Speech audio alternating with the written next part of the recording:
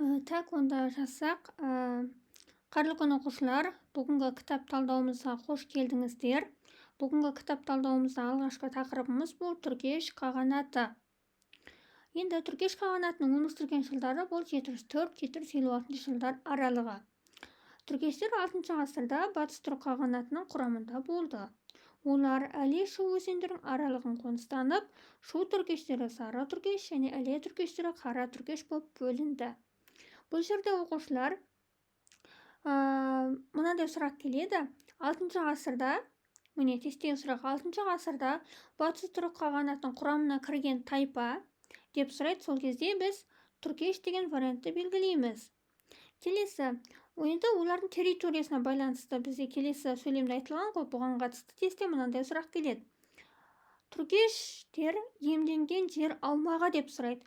Сол кезде біз белгілейміз Іле Шу өзендерінің аралығын деп.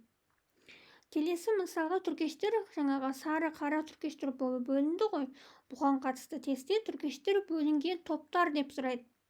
Сөйтіп сұраған кезде біз сары түргеш және қара түргеш деген вариантты белгілейміз. Так, 7 ғасырдың соңында түркілердің Қытайға қарсы күресі түргеш тайпаларының күшеюіне әкелді. 704 жылы түркештер Жетісуда өз саяси үстемдігін орнатты. Бұған қатысты тестте мынандай сұрақ келеді. Жетісуда 704 жылы билік басына келген мемлекеттік бірлестік деп сұрайды. Сол кезде біз белгілейміз, бұл түргештер деген вариантты белгілейміз. Келесі, түргештер әулетінің негізін үшлік қаған қалады.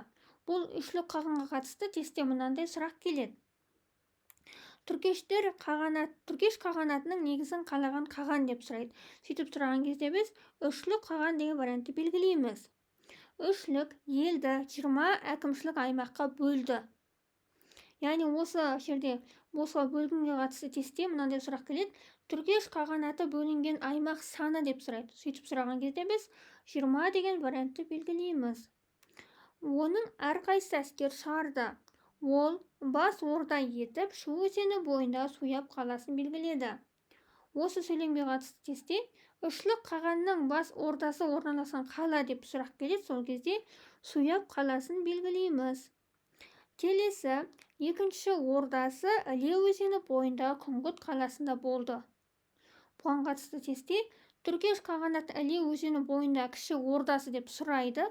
Сөйтіп сұраған кезде біз мына Күңгіт деген вариантты белгілейміз. Ары қарай кетсек, түргеш қағанаты тарихындағы әйгілі билеушілер мемлекеттің негізін қалаған үшлік және сұлу қаған сұлық. Бұған қатысты тестте түргеш қағанаты тарихындағы әйгілі билеушілер деп сұрайды. Сөйтіп сұраған кезде оның ішінде тестте неше түрлі тон, шегу деген сияқты варианттар тұрады, бірақ оның ішіне біз белгілейміз үшлік және сұлу, яғни сұлу қағанды. Олардың тұсында түргештер нығайып Жетісудағы ең қуатты мемлекетке айналды. Түргеш мемлекетінің жағдайы құрылған кезінен бастап күрделі болды. Оңтүстік батыста олар арабтармен қиян-кескі күрес жүргізді. Оңтүстік шығыста Қытай басқыншылығына төтеп берді. Шығыстан шығыс түрік қағанаты қауіп төндірді. Бұған қатысты тестте мынандай сұрақ келеді. Оқушылар әсіресе мына оңтүстік батыс арабтар бар ғой, осыған қатысты тестте мынандай сұрақ келеді.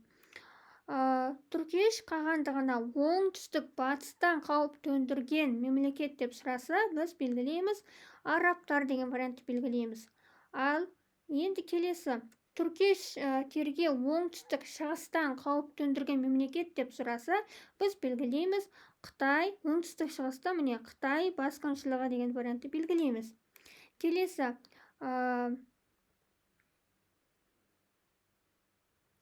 түргештерге шығыстан қауіп төндірген ел деп сұраса, біз белгілейміз шығыс түрік қағанатын белгілейміз. Ары қарай келесі абзацымыз бізде араб жаулап алушылығы. Оқушылар осы жерге дейін түсінікті ма? Сіздерге сұрақ бар ма? Сұрақ болатын болса, оны астына комментарийға жазып кетсеңіздер болады.